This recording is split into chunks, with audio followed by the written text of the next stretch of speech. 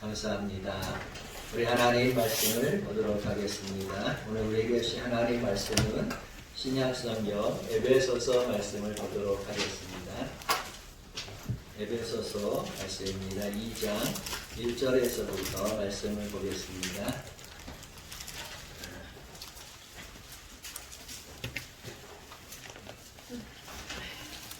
에베소서 2장 1절에서 10절까지 말씀을 보겠습니다. 한 절씩 우리 교독해서 2장 1절 그는 허물과 죄로 죽었던 너희를 살리셨도다. 그때 너희는 그 가운데서 행하여 이 세상 풍조를 따르고 공중의 권세자 풍조를 따랐으니 오직 불순종의 아들들 가운데서 역사하는 영이라. 전에는 우리도 다 그 가운데서 우리 육체의 욕심을 따라 지내며 육체와 마음이 원하는 것을 하여 다른 이들과 같이 본질상 진노의 자녀이었더니 긍휼히 풍성하신 하나님이 우리를 사랑하신 그 큰 사랑을 인하여 허물로 죽은 우리를 그리스도와 함께 살리셨고 너희는 은혜로 구원을 받은 것이라. 또 함께 일으키사 그리스도 예수 안에서 함께 하늘에 앉히시니 이는 그리스도 예수 안에서 우리에게 자비하심으로써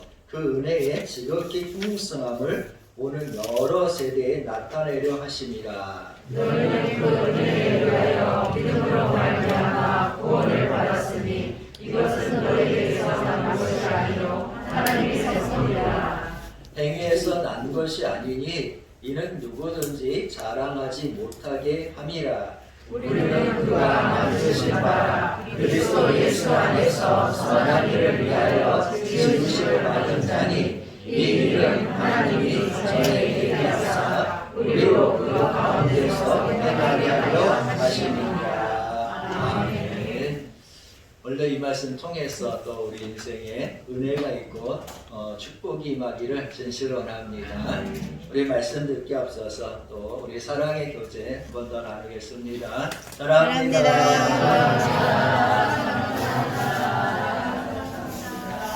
감사합니다. 진실로 이렇게 함께 예배드리게 되어서 하나님께 영광을 또 존귀를 또 찬양을 드립니다. 특별히 오늘은 502주년이 되는 종교개혁 주일입니다.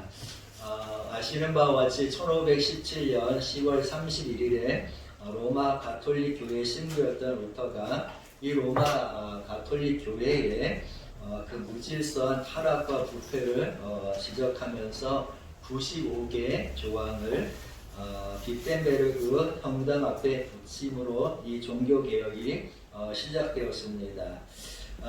사실 루터는 힘없고 보잘것없고 연약한 신부였습니다. 그러나 중요한 것은 뭐냐면 그 심령에 하나님의 말씀대로 살고자 하는 뜨거운 열정이 있었다는 사실입니다. 말씀에 순종하려고 했고 말씀대로 살려고 했을 때에 하나님께서는 그에게 힘과 능력을 주셔서 온 세계에 미칠 수 있는 큰 하나님의 일꾼 되게 하신 줄로 믿습니다. 아멘. 오늘도 그 종교개혁의 그러한 역사 가운데 로마 카톨릭을 보면 아직도 인본주의에 빠져 있고 또 하나님의 말씀을 부인하고 있고 아시는 것처럼 동성애를 지지하면서 행위 구원을 강조하고 있는 것을 보게 됩니다. 과거 종교개혁자들은 한결같이 로마 가톨릭 교회의 그러한 행위로서 구원을 받을 수 있다는 행위 구원에 대해서 반대했습니다. 오직 우리 개혁교회는 첫째가 믿음으로 구원받는 줄로 믿습니다. 오직 하나님의 은혜로 구원받고 오직 성경의 말씀만이 하나님의 말씀인 것을 우리가 믿고 의심하지 아니할 줄로 믿습니다. 그래서 이 23일인가에 보니까 프란치스코 교황이 동성애 커플을 법적으로 지위가 인정돼야 된다라고 해서 공식적으로 세계 모든 나라가 이제 동성애자들에 대해서 인권을 존중해주고 동성애를 뭐하자 받아들여야 된다 이렇게 그가 CNN의 그 인터뷰에서 밝힌 바가 있습니다. 여러분 참으로 끔찍한 일입니다. 성경에서는 분명히 하나님의 말씀 가운데 동성애에 대해서 분명하게 말씀하고 있습니다. 그것은 죄악이라고 말씀하고 있고 그 죄악에 대해서 철저하게 그리스도인들이 성결하게 지켜야 된다고 하나님의 말씀은 이 성경은 우리에게 가르쳐주고 있는 줄로 믿습니다. 그런데 로마 가톨릭의 수장이라는 자가 하나님의 정말로 예수 그리스도의 대변자라고 말하는 자가 말하기를 동성애 그것을 인정해야 되고 그들에게 인권이 있으니까 동성애 커플의 지위를 인정해서 결혼까지도 허락해야 된다 이렇게 밝힌 겁니다. 정말로 기가 막힌 일이 아닐 수가 없다는 사실입니다. 오늘 우리가 읽은 이 본문 에베소서를 보더라도 우리의 구원은 이런 행위에 있지 아니하고 오직 하나님의 은혜 아래 있는 줄로 믿습니다. 바울은 예수 믿기 전에 우리의 상태에 대해서 오늘 1절 말씀에 보니까 너희는 허물과 죄로 뭐였다? 죽었다 이렇게 선포하고 있습니다. 어둠에 붙잡혀서 세상의 풍습을 따르는 사람들이었고 공중 권세를 정말 따라서 마귀의 자녀들이었고 육체의 욕심을 따르는 사람이요. 그렇기 때문에 본질상 여러분 중요한 말씀이 뭐냐? 본질상 무슨 사람이냐? 진실로 여기 있는 말씀처럼 3절에 보니까 진노의 뭐다? 자녀였다 이렇게 말씀하고 있습니다. 여러분 우리가 예수 믿기 전에는 죄와 사망의 권세 아래 있었던 사람이요 죄와 허물로 죽은 사람이요 본질상 정말로 마귀의 자녀로서 사망권에 있었던 백성인 줄로 믿습니다. 여러분 사람이 죽는 것처럼 참 슬픈 일이 어디 있겠습니까? 이 목사로서 정말 여러 가지 진례를 하지만 장례 예배를 드릴 때 참 마음이 아픕니다. 죽음처럼 정말 우리를 슬프게 하는 것이 없다는 사실입니다. 근데 놀라운 일은 성경에서 말하기를 이 죄가 얼마나 무서운지 우리 영혼을 살해했다는 겁니다. 죽여버렸다는 사실입니다. 이게 얼마나 무서운 일인지 모릅니다. 오늘도 사람들이 죄의 세력이 얼마나 무서운지 알지 못하여 죄를 범하는데 죄라는 것은 우리의 영혼을 직접적으로 뭐 하는 겁니까? 살해하는 독극물과 같은 것이 죄악이라는 사실을 성도들은 여러분 깨달아 알고 예수 그리스도 앞에 죄에 대해서 떠나야 되고 회개해야 될 줄로 믿습니다. 그래서 죄가 얼마나 무서운지 이렇게 사람을 살해하는 겁니다. 사람이 죽어버리니까 소망이 없는 겁니다. 여러분 죽은 자에게 무슨 소망이 있겠습니까? 무슨 희망이 있겠습니까? 죄가 이렇게 무서워서 정말 사람을 죽이는데 여러분 전도서 말씀해 보니까 9장 4절에 이런 말씀이 있습니다. 모든 산자들 중에 들어있는 자에게는 누구나 소망이 있음은 산개가 죽은 사자보다 낫기 때문이다 이렇게 말씀하고 있습니다.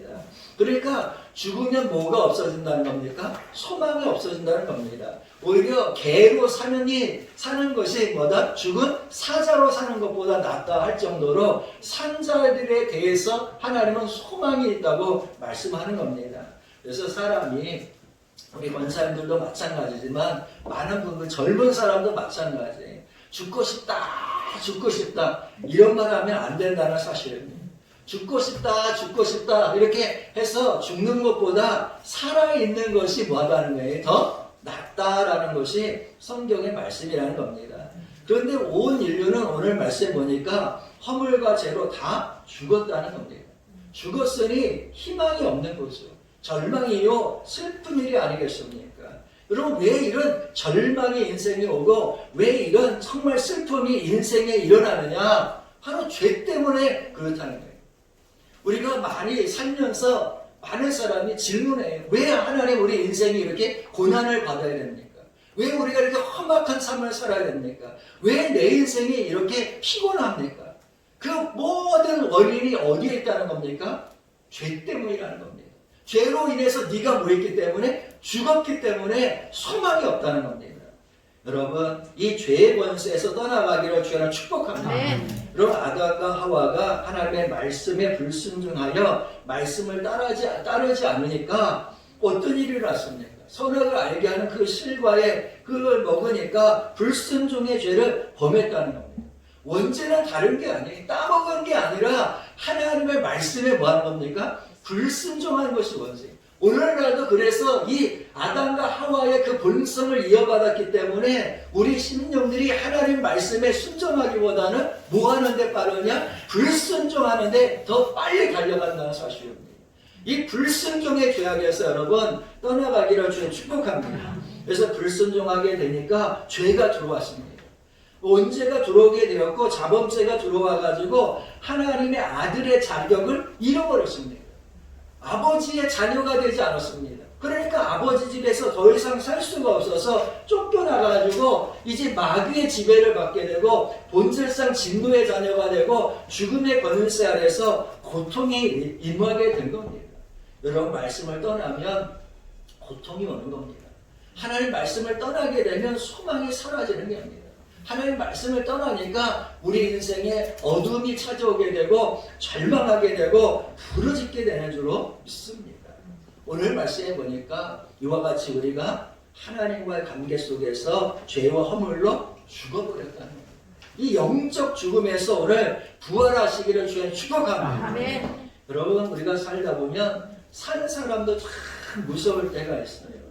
근데 정말 무서운 것 중에 하나는 죽은 사람을 보면 막 소름이 뭡니까? 끼치지 않습니까? 얼마나 무서운지 몰라요.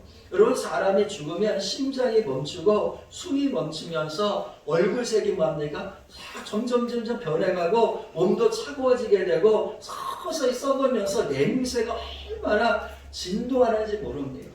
가끔가다 뉴스에다 보니까 옆집에서 아주 지독한 고약한 냄새가 나서 경찰에 신고했다는 겁니다. 그래서 경찰이 문을 뜯고 들어가 봤더니 거기에 누가 죽어있더라니? 사람이 죽어서 썩더라는 거예요. 썩은 냄새가 얼마나 지독한지 옆집에서 견딜 수 없을 정도로 나는 것이 사람의 썩는 냄새입니다. 여러분 죽으면 이런 썩은 냄새가 나는 거예요. 우리가 육신도 이렇게 썩은 냄새가 나는데 하물며 우리 영혼이 죄로 죽으면 얼마나 극심한 냄새가 나는지 우리가 알기를 진실로 원합니다. 그래서 이 인간의 이 마음이 썩으면 냄새가 나는데 그걸 잘 느끼지 못할 때가 너무 많다는 사실입니다. 여러분 많은 사람들이 자신이 허물과 죄로 죽었다는 사실을 알지 못하고 또 영적으로 썩은 냄새가 진동하고 있다는 것을 알지 못하고 살아가고 있어요. 그래서 냄새를 잘 못 맡을 때가 얼마나 많은지 모릅니다. 여러분 얼마나 이게 안타깝고 슬픈 일인지 모릅니다. 오늘 말씀을 통해서 여러분 자신을 돌아보세요. 나에게 정말 혹시나 정말 이 썩은 냄새가 나는데 나만 맡고 있지 못한 것이 아닌가. 원래 냄새는 누가 못 맡아요? 본인이 못 맡아요. 잘 못 맡습니다. 화장실에 갔다 나오면 다 알잖아요. 이 사람 화장실 갔다 온 거 주위의 사람은. 근데 본인만 뭡니까? 안 갔다 온 것처럼 냄새를 어떻게 숨길 수 있다는 말입니까? 여러분 사람이 죽으면 먼저 우리가 가장 먼저 확인하는 게 뭐냐면 심장이 뛰고 있나 안 뛰고 있나 맥박이 뛰고 있나 안 뛰고 있나 이렇게 보는 거 아니겠습니까? 그래서 이 죽은 사람들은 뭐가 안 뛰냐? 심장도 안 뛰고 맥박도 안 뛴다는 사실입니다. 여러분 영혼이 죽으면 마찬가지예요. 여러분 죽은 사람은 양심이 썩어 있고 양심이 죽어 있기 때문에 양심의 가책이 없어요. 이 선한 양심에 심장이 뛰지 않는 거예요. 맥박이 멈춰버리는 거예요. 죄의 아픔과 고통을 알지 못하는 거예요. 말씀을 들어도 감동이 있고 감화가 있고 참 하나님의 말씀이구나 살아있구나 하면서 심장이 뛰어야 되는데 심장이 뛰지 않는다는 거예요. 마음이 뜨거워져야 되는데 뜨거워지지 않는다는 거예요. 여러분 누가복음 말씀해 보면 정말로 예수 그리스도께서 부활하신 후에 두 제자를 만나지 않습니까? 엠마오로 가는 두 제자를 만났는데 주님께서 말씀을 전해주셨어요. 그들이 나중에 눈이 열려서 그분이 예수님이라는 것을 깨달았을 때 고백하기를 우리가 그의 말씀을 들을 때 뭐가 뛰었다는 겁니까? 우리의 심장, 우리의 가슴이 뜨겁지 아니하느냐. 할렐루야. 여러분 살아있는 사람은 심장이 뜨거운 거예요. 그래서 소망이 있는 거예요. 우리가 살면서 희망이 있는 거예요. 그런데 죽은 사람은 뭐가 없냐? 희망이 없어요. 심장이 안 뛰는 거예요. 말씀을 들어도 힘이 안 나는 거예요. 여러분 소망이 있기를 주님 축복합니다. 아멘. 그래서 심장이 멈춰버리니까 피가 순환이 안 되니까 몸이 점점 식어지고 냉랭해지고 양심이 죽어지니까 그 삶이 냉랭해질 수밖에 없어요. 정말로 가까이 하기에는 너무나도 뭐가 되는 거예요? 당신이 되는 거예요. 여러분 가까이 하면 오히려 냉기가 막 느껴지는 사람이 있어요. 사람이 심장이 뜨거워야 되는데 가까이 가면 정말로 따뜻함을 느껴야 되는데 죄와 허물로 사람이 죽으면 그 심장이 얼음장 같아가지고 냉랭한 심장을 가지니까 사람이 가까이 하면 가까이 할수록 너무 차갑다는 사람들이 있다는 거예요. 나는 여러분 뜨거운 심장을 갖기를 주 이름으로 부탁드립니다. 자기만 생각하고 자기만 잘났다고 생각하고 모든 것에다 자기 중심을 두는 그런 사람들이 심장이 죽은 사람이에요. 냉랭한 사람이죠. 여러분 예수의 사람은 심장이 살아있기 때문에 항상 온유함으로 따뜻함으로 사람을 뭡니까? 끌어안는 거예요. 정말로 용서함으로 끌어안는 거예요. 따뜻한 심령을 가졌기 때문에 용서할 수 있고 덮어줄 수 있고 희망을 줄 수 있는 그런 심령의 사람이 예수의 사람인 줄로 믿습니다. 그래서 여러분 혹시라도 여러분 오늘 심장이 멈춰져 있다면 심장이 다시금 정말로 살아나기를 주님 축복합니다. 정말로 하나님의 말씀이 여러분의 심령과 골수를 찔러서 여러분의 심령을 여러분의 심장을 뛰게 만들기를 주님 축복합니다. 그래서 여러분의 삶의 열정이 회복되고 또 인생의 정말로 믿음이 회복되고 또 더 나아가서 여러분의 직분에 충성하며 열심을 내어서 교회를 섬기며 그리스도 십자가 예수를 붙잡기를 주님 축복합니다. 심장에 살아나야 돼요. 열정에 살아나야 돼요. 그것이 살아있는 사람이기 때문인 줄로 믿습니다. 디모데 전서 1장 19절 말씀 보면 이런 말씀이 있습니다. 믿음과 착한 양심을 가지라. 어떤 이들은 이 양심을 버렸고 그 믿음에서 관하여는 파선하였느니라. 여러분 어떤 인생이 양심을 버린 인생이 있다는 겁니다. 심장이 파괴된 그러한 인생이 있다는 겁니다. 그래서 그 인생이 뭐하느냐? 믿음에 대해서 파선하였다. 파선이라는 겁니다. 배가 깨진 거죠. 여러분 배가 깨지면 어떻게 되겠습니까? 가라앉아서 정말 침몰할 수밖에 없고 죽을 수밖에 없는 거 아니겠습니까? 여러분의 심장이 뛰기를 진실로 원합니다. 하나님의 말씀으로 여러분 살아나기를 주여 축복합니다. 디모데전서 4장 2절에도 이런 말씀이 있습니다. 자기 양심이 화인을 맞아서 외식함으로 거짓말하는 자들이라 이런 말씀이 있습니다. 마지막 때가 되면 양심에 모한 사람이 많이 나온다는 거예요. 화인 맞은 사람들이 많이 나온다는 겁니다. 양심에 화인 맞은 사람을 요즘 아주 정치권에서 보니까 아주 정말 살아가는데 역겨울 때가 참 많이 있습니다. 어떻게 저렇게 뻔뻔스러울까? 어떻게 저렇게 살 수 있을까? 어떻게 저렇게 이중적으로, 삼중적으로, 사중적으로 정말 그렇게 할 수 있을까? 할 때가 많습니다. 그런데 결국은 죽었기 때문이라는 사실입니다. 여러분 양심이 파산하였고 양심이 불로 지짐을 당하였으니 양심이 무슨 감각이 있겠습니까? 죄를 지어도 마음이 아프지 않습니다. 마음의 죄에 대한 고통이 없고 회개가 없습니다. 이런 사람이 죄와 허물로 죽은 사람이요. 오늘 말씀해 보니까 마귀에게 붙잡힌 사람이요. 어둠의 자식이요. 진노의 본질상 진노의 자식이라고 성경은 말씀하고 있는 겁니다. 그러므로 우리가 스스로 돌아봐서 내 심장은 살아있느냐? 정말 내 심장은 허물과 죄 때문에 정말 죽어있는 것이 아닌가? 돌아볼 수 있기를 진실로 원합니다. 또한 여러분 죽은 사람이 어떤 일이 있습니까? 죽은 사람은 숨을 멈추는 겁니다. 숨을 쉬지 않는 거죠. 여러분 영적으로도 마찬가지입니다. 영적으로 마귀에게 붙잡히면요. 숨을 쉴 수가 없어요. 숨이 탁 막혀버리는 거예요. 여러분 성경은 영적인 이 호흡을 기도라고 하지 않습니까? 사람이 놀라거나 영적으로 놀리면 숨이 막히는 것처럼 여러분 우리가 죽음의 말씀 앞에 정말 하나님 말씀에서 벗어나게 되면 영적인 호흡이 멈추는 거예요. 기도할 때 우리가 믿음으로 기도해야 되는데 입술만 벌려서 중언부언 하면서 형식적으로 기도하게 되고 믿음도 없고 확신도 없는 기도를 하는 겁니다. 기도하면서도 하나님이 살아계심에 대한 그러한 의문을 가지게 되고 정말로 숨을 쉬어도 숨을 쉬는 것 같지 않고 죽기 직전에 사람이 호흡이 연약해져서 서서히 살아가는 것처럼 사라지는 것처럼 이 영적 호흡이 점점 약해지는 겁니다. 그러다가 어느 날 영적 호흡이 딱 끊어져 버리는 거예요. 여러분, 기도의 호흡이 멈추는 순간 여러분의 인생도 멈춘다는 사실을 아셔야 할 줄 믿습니다. 성경에서 주님 말씀보다 더 강조한 것 중에 하나가 뭐냐? 쉬지 말고 뭐하라? 기도하라는 거예요. 마지막에 때가 가까울수록 뭐하라는 거예요? 깨어서 경성하여 뭐하라? 기도하라. 하여튼 너무 잘 알아요. 이론적으로는 빠삭해요. 근데 여러분, 삶에서 기도가 멈춰지고 있지 않는가 생각해봐요. 오늘 우리 종교개혁주의라니까 제가 이런 말씀을 드리는 거예요. 우리 심령이 개혁돼야 한다는 거예요.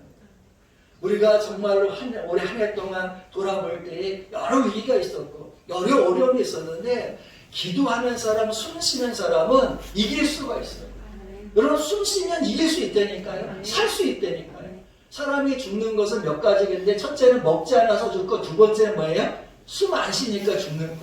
숨만 쉬면 살 수 있다니까요. 그런데 여러분, 죽지 않으려면 끝까지 뭐 하면 돼요? 계속 숨을 쉬면 돼요. 계속 죽지 않으면 계속 먹고 숨 쉬고 그것만 잘해도 뭐합니까? 죽지 않는다니까. 그럼 우리 영혼도 마찬가지예요. 이 호흡을 멈추는 순간 여러분 죽는 거예요. 그걸 깨달아야 돼요. 그걸 알아야 돼요, 성도들이. 그래서 여러분, 나의 호흡이 점점 연약해지고 있지 않는가 돌이켜보세요. 내가 정말 날마다 뜨겁게 기도한 심령이었는데 기도의 호흡이 점점 줄어들고 있지 않은가. 이 마지막 때에 정말 주님께서 명령하신 것처럼 쉬지 말고 기도하라. 깨워서 경성하고 기도하라. 너가 한시라도 나와 함께 기도할 수 없더냐. 주님이 얼마나 많은 기도를 강조했습니까? 너희는 이같이 기도하라고 말씀하시면서 주기도문도 가르쳐 주시면서 여러분, 기도에 대해서 얼마나 강조하셨습니까? 그런데 많은 사람들이 진실로 자기도 모르는 사이에 심령이 연약해지면서 정말 그 몸이 연약해지면 호흡이 연약해지는 것처럼 영적으로 정말로 말씀 앞에 양식을 먹지 못하고 영적인 능력이 약해지면서 호흡이 뭡니까? 약해지더라고요. 그래서 그 연약한 그 호흡 가운데 점점점 더 연약해지니 어느 한순간에 호흡이 끊어졌어. 자기가 죽은지도 모르고 네가 살았다는 이름을 가졌으나 실상은 죽은 자라고 정말 계시록 3장 1절에 사대교회를 향해서 말씀하신 것처럼 살아있는 것 같은데 죽은 인생으로 정말로 사는 인생이 얼마나 많은지 모릅니다. 오늘 시간에 에스겔 골짜기에 뼈다귀들이 정말 하나님의 말씀을 통해서 일어난 것처럼 그 뼈가 정말로 하나가 되고 살이 하나가 되고 주의 영이 임해서 군행이 되었던 것처럼 여러분의 심령이 살아나고 호흡이 살아나기를 주여로 축복합니다. 아멘. 살아나야 할 줄 믿습니다. 아멘. 우리가 종교개혁주의니까 정말로 우리가 먼저 살아야 될 거 아니겠습니까? 하나님 말씀대로 여러분 호흡이 회복되기를 주여 축복합니다. 아멘. 그래서 지금은 정말로 인공호흡하는 것 이렇게 누르지 않습니까? 여러분, 정말 성령께서 여러분을 인공호흡하고 입을 벌려서 만들니까 뽀뽀하잖아요. 이렇게 불어넣는 것처럼 성령께서 오늘 이 아침에 기운을 불어넣어 주시고 주의 영을 불어넣어 주시기를 진실로 원합니다. 그래서 우리가 오늘 살아나야 돼요. 그래서 살아있는 사람은 무엇을 구해도 믿음으로 확실하게 구하는 거예요. 하나님께서 살아계시면 믿고 정말로 도전하는 거예요. 겨자씨 하나만 믿음만 있어도 살아 옮긴다고 했는데 하나님께서 주실 것을 믿고 담대하게 낙심하지 말고 여러분 강한 호흡으로 기도하기를 주님 부탁드립니다. 또한 죽은 사람은 여러분 숨만 못 쉬는 게 아니에요. 말기도 알아듣지 못해요. 이게 문제예요. 얼마나 참 깝깝한 일입니까? 죽은 사람 옆에 앉아가지고 아무리 귓구멍에다가 소리를 질러보세요. 살아나라! 일어나라! 여봐! 들려! 그러면 들립니까? 하나도 안 들리잖아요. 큰 소리를 해도 안 들려요. 꼬집어도 흔들어도 아픔조차도 느끼지 못하는 사람, 감각이 사라지는 인생, 이런 것이 다 죽은 인생이 아니겠습니까? 여러분 이스라엘 백성들이 애굽에서 나올 때 하나님께서 애굽의 왕이었던 바로에게 얼마나 많은 표적을 행하시고 말씀을 해주셨습니까? 그런데 이 애굽의 바로 왕은 그 심령이 마음이 죄와 또 오늘 말씀처럼 허물로 죽어 있었다는 사실입니다. 그러니까 아무리 말을 해도 깨닫지 못하는 거예요. 성경 말씀에 말을 해도 깨닫지 못하면 인간이 아니라는 거예요. 짐승이라고 하셨어요. 여러분 보아도 볼 수 있는 눈이 사라졌어요. 들어도 들을 수 있는 귀가 막혀버렸어요. 오직하면 성경에 보면 출애굽기 3장 13절에 7장 13절에서 하나님께서 말씀하시기를 그러나 바로의 마음이 완악하여 그들의 말을 듣지 아니하니 여호와의 말씀과 같았더라 이렇게 말했습니다. 바로의 마음이 완악했다는 겁니다. 히브리서 3장 7절과 8절 말씀 보면 이렇게 기록되어 있습니다. 그러므로 성령이 이르신 바와 같이 오늘 너희가 그의 음성을 듣거든 광야에서 시험하던 날에 거역하던 것 같이 너희 마음을 완고하게 하지 말라 이렇게 말하십니다.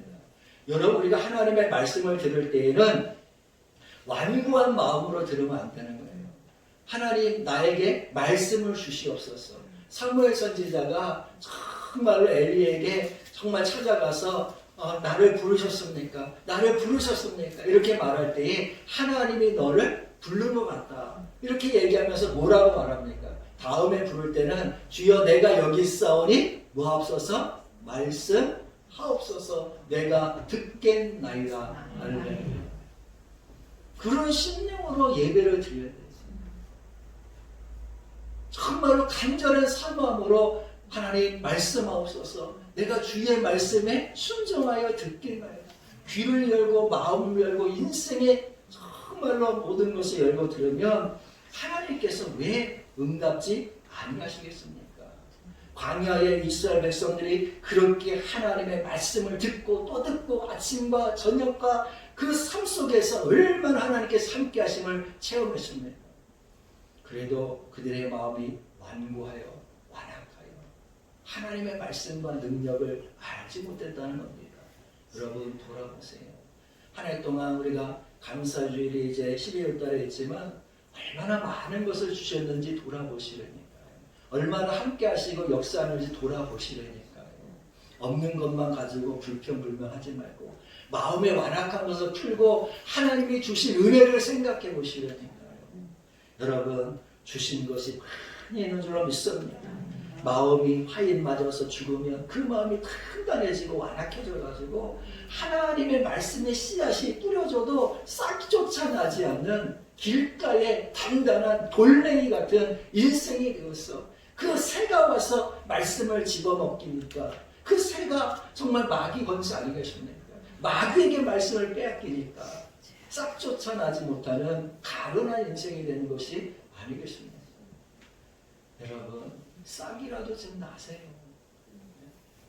열매는 바라지 않더라도 싹이라도 나야 될 거 아니에요.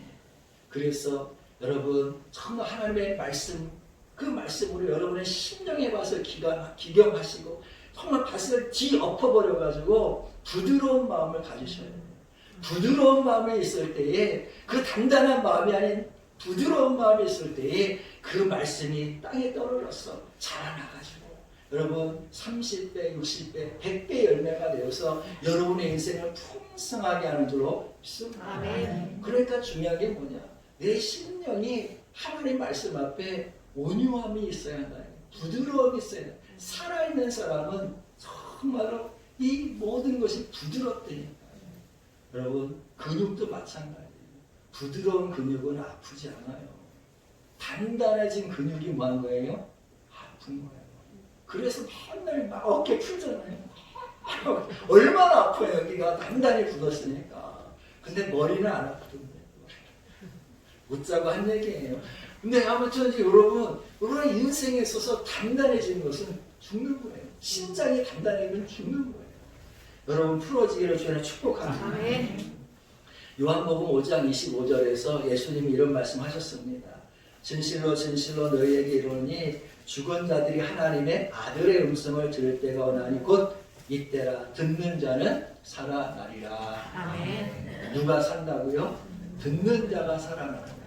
오늘 듣기를 주 이름으로 부탁드립니다. 아멘. 그래서 들을 수 있는 귀가 열리고 볼 수 있는 눈이 열린 것, 그것이 바로 하나님의 은혜인 줄로 믿습니다. 아멘.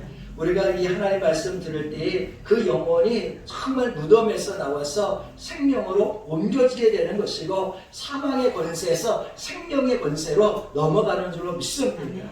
그래서 듣는 것이 참 이렇게 중요한 것이에요. 여러분, 오늘도 하나님 말씀 들을 때에 성령이 교회에게 하시는 말씀을 잘 들어서 은혜 아래 있기를 진실로 원합니다. 아멘. 여러분, 우리가 에베소서를 폈으니까 우리 4장 잠깐 보겠습니다. 4장 18절에서 20절 말씀 우리 한 장만 넘기면 나오는데 같이 한 번만 읽어보겠습니다. 4장 18절에서부터 말씀 우리 찾으셨나요? 20절 읽겠습니다. 시작. 그들의 성령이 어두워지고 그들 가운데 있는 무죄함과 그들의 마음이 굳어짐으로 말미암아 하나님의 생명에서 떠나 있도다. 그들이 감각 없는 자가 되어 자신을 방탕에 방임하여 모든 더러운 것을 욕심으로 행하되 오직 너희는 그리스도를 같이 되지 아니하였느니라. 아멘. 여러분, 하나님의 생명에서 떠난 사람들의 공통점이 뭐냐? 총명이 어두워지고 그들 가운데는 무지함과 그들의 마음이 뭐했다? 굳어짐으로 말미암아 이렇게 말했습니다. 마음이 굳어짐으로 말미암아 하나님의 생명에서 떠나 있다는 겁니다. 감각이 없는 자가 있다는 겁니다. 그러다가 보니까 자신의 인생은 방탕하게, 방임하게, 더러운 것에, 욕심에, 그런 것에 다 되었다는 겁니다. 여러분, 인생은 방황할 시간이 없어요. 인생은 긴 게 아니라니까요. 방탕한 삶에 자신을 내려오는 시간이 없어요. 이걸 깨닫는 게 그리스도인인 줄로 믿습니다. 크리스찬들은 지혜로운 것은 뭐냐면 인생이 귀한 것을 아는 거예요. 이 인생의 시간의 가치가 얼마나 중요한 것인지 아는 거예요. 하나님이 함께 하심으로 내 인생에 방탕하거나 방임하거나 육신의 정욕에 빠지거나 죄악의 권세에 내가 붙들릴 그런 여유나 시간이 없다는 거예요. 선한 하나님의 일꾼으로서 어떻게 하면 정말 우리가 자유인으로서 인생에 하나님과 함께 즐거워하고 기뻐하고 소망을 가지며 낙심하지 아니하며 정말 이 어둠의 권세를 이기며 능히 선한 양심을 지킬지를 우리가 생각해야 한다는 사실입니다.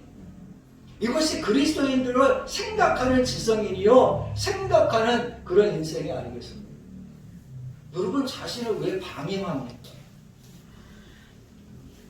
그걸 누가 책임을 지어준다는 말입니까?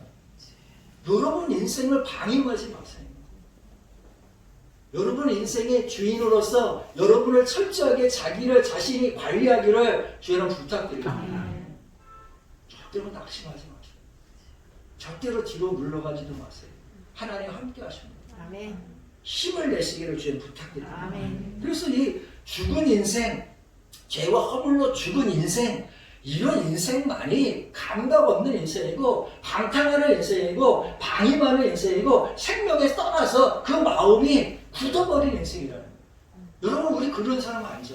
너는 그리스도 안에서 그렇게 배우지 않았다고 성경은 말씀하지 않습니다. 그러니까 우리는 그런 사람이 아니에요. 자신의 인생을 지혜롭게 설계해야 되고 정말 자신이 어떻게 살아야 될지를 가치와 철학을 가지고 정말로 하나님 나라가 있기 때문에 이 땅 살아가는 동안에 좀 더 의롭게 살아야 되고 빛과 소금의 사명 감당해야 되고 예수의 사람으로 살아야 될 줄로 믿습니다. 아멘. 오늘 우리 사랑하는 우리 집사님이 기도해 주셨잖아요. 우리 민집사님 기도하시는데 참 귀에 들어온 말씀 중에 우리가 종교인으로 살아서는 안 된다는 게 참 마음에 들어왔어요. 저는 개인적으로. 우리는 그리스도인으로 살아야 돼요. 예수의 사람으로 살아야 돼요. 종교인이 아니에요, 우리는. 그렇지 않으면 천국에 못 가요. 여러분, 우리가 그리스도인인 줄로 믿습니다. 아멘. 본문 돌아가서 3절 말씀 보면 잘 나와 있지만 2장 3절에도 나오지만 전에는 여러분 우리가 다 그 가운데 우리 육체의 욕심을 따라서 지냈고 육체와 마음이 원하는 것에 정말 그렇게 살았어. 정말 본질상의 진노의 자식이라는 겁니다.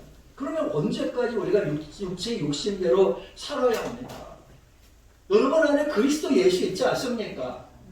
십자가 보혈의 은혜를 받은 사람 아닙니까? 그럼 육체의 욕심에서 떠나야 되잖아요. 육체의 마음이 원하는 대로 세상의 권세에 따라서 어둠의 영인 마귀의 자식으로 언제까지 살아야 됩니까? 언제까지 진노의 자식으로 살아야 되고 언제까지 만물보다 부패한 신념으로 그 거짓된 인생 우리가 살아야 된다는 말입니까? 여러분 진실로 벗어나기를 주의 축복합니다. 그래서 하나님의 은혜가 필요한 것이에요.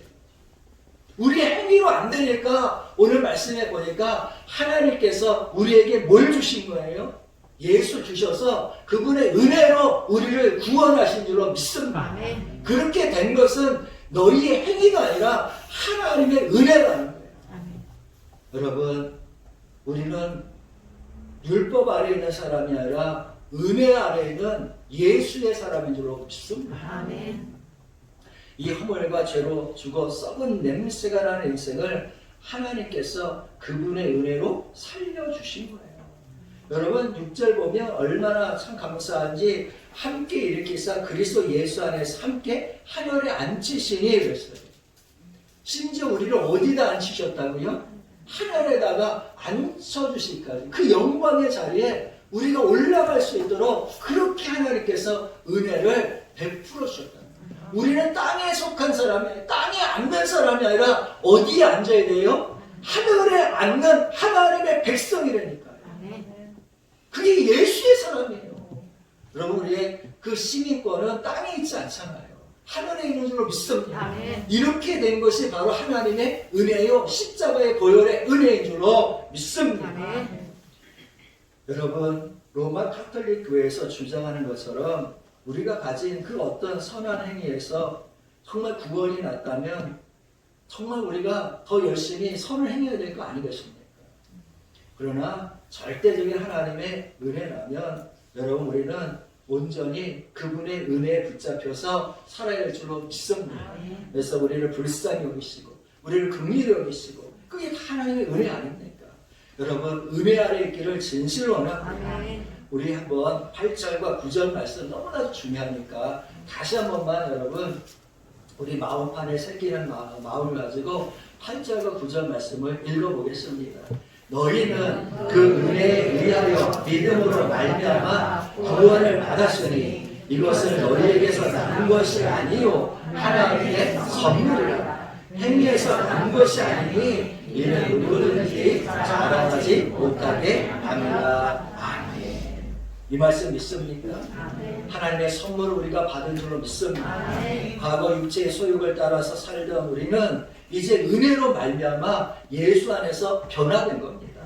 여러분 양심의 화인 맞아서 자기 중심적인 삶을 살았던 우리는 예수 그리스도의 은혜 때문에 변화되어서 타인에 대한 배려심과 그리고 더 나아가서 인류에 대한 구원의 은혜 이런 것을 생각하게 된 겁니다. 만물보다 부패한 심령으로 살았던 이 썩어지는 인생이 만물보다 거룩한 양심을 가지게 된 것이 하나님의 은혜인 줄로 믿습니다. 여러분 어둠에 붙잡혀서 저주의 자식으로 고통받고 고난받았다가 하나님의 자녀가 된 것이 다른 게 아니라 하나님의 은혜인 줄로 믿습니다. 공중 권세를 마귀 권세를 따랐던 우리가 이제는 그 길에서 벗어나서 이제 하나님의 자녀가 되고 하나님의 나라의 그 보좌에 앉은 것 그 자체도 하나님의 뭐냐 은혜인 줄로 믿습니다. 여러분 우리는 이미 사망에서 생명으로 옮겨진 은혜 아래 있는 사람인 줄로 믿습니다. 여러분 과거에는 사람에게 눌리고 환경에 눌리고 물질에 눌리고 어둠에 눌리고 인생의 문제에 눌렸으나 이제는 예수 그리스도의 은혜로 말미암아 해방되고 자유하게 되고 묶인 것이 풀어지는 인생이 된 줄로 믿습니다. 이 사실을 우리가 믿어야 된다는 거예요. 확고하게 믿어야 돼요. 나는 자유자라는 걸 믿어야 돼요. 죄의 세력에서 해방됐고 사망의 권세, 어둠 권세에서 눌릴 이유가 하나도 없다는 사실이에요. 오늘 예수의 이름으로 은혜 아래에서 일어나기를 주여 축복합니다.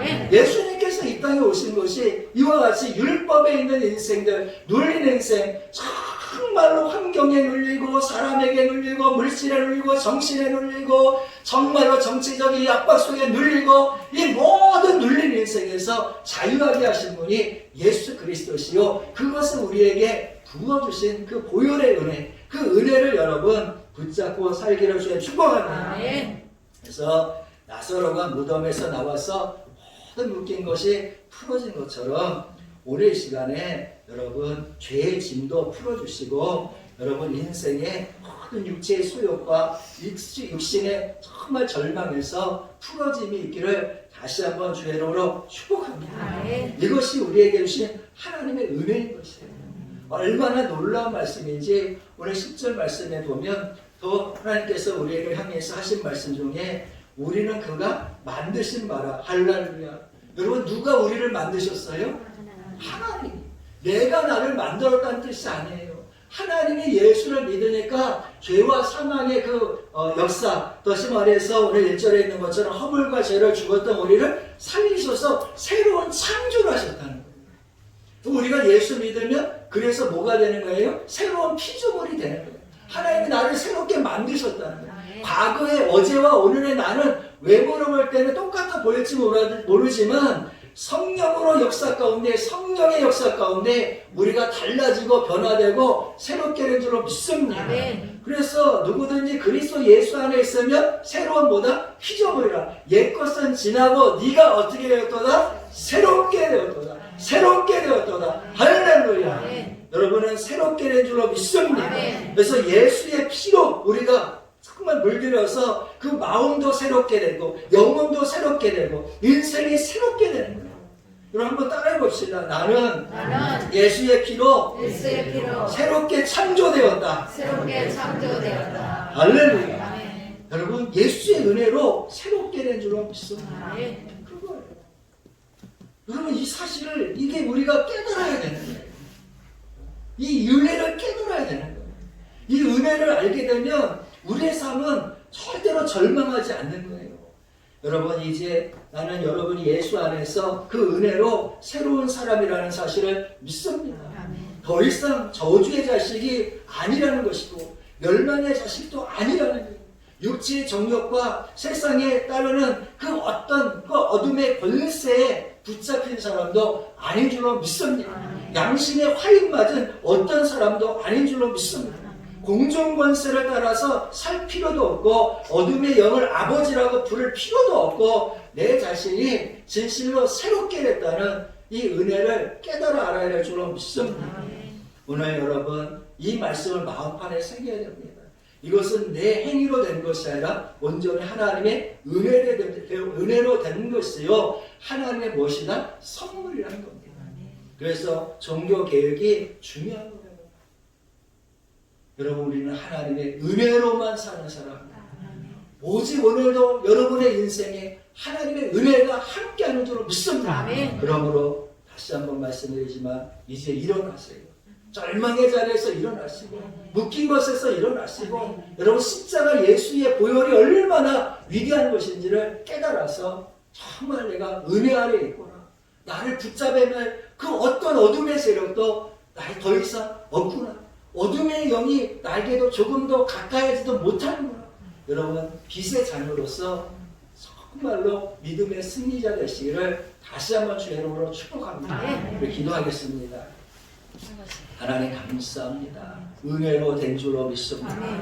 우리 인생이 죄와 허물로 다 죽었는데 정말 숨도 쉬지 못하고 썩은 냄새가 나고 냉랭한 인생, 듣지도 못하고 보지도 못하고 마음은 완악하여 하나님 거룩함에 이르지도 못하던 이 인생을 불쌍히 여기셔서 그리스도 예수의 보혈로 씻어주시고 이렇게 은혜로 하나님이여 인생의 정욕도 이기게 하시고 인생의 고난도 이기게 하시고 질병도 이기게 하시고 우리의 삶에서 일어나는 모든 하나님 물질 때문에 사람 때문에 환경 때문에 주여 우리의 정신의 문제로 인해서 붙들려 있는 이 모든 것에서 새롭게 하시니 감사합니다. 이제 성도들이 일어나기 원합니다. 힘을 내기 원합니다. 소망을 갖기 원합니다. 이들의 심장이 하나님 멈춰져 있다면 다시금 뛰게 하여 주옵시고 호흡이 멈춰져 있다면 다시금 숨을 쉬게 하여 주시옵소서. 주께서 이 한 주간뿐만 아니라 일생 동안 주 예수 그리스도의 은혜 아래서 주여 살아간 동안 평안 주시고 하나님의 그들의 인생의 문이 열리게 하여 주옵시고 묶인 거 풀어 주시옵시고 모든 환난에서 구원하사 평안을 주시옵소서. 주여 기도하오니 이와 같이 이들에게 복을 주시옵소서. 예수님의 이름으로 축복하고 기도하옵나이다. 아멘.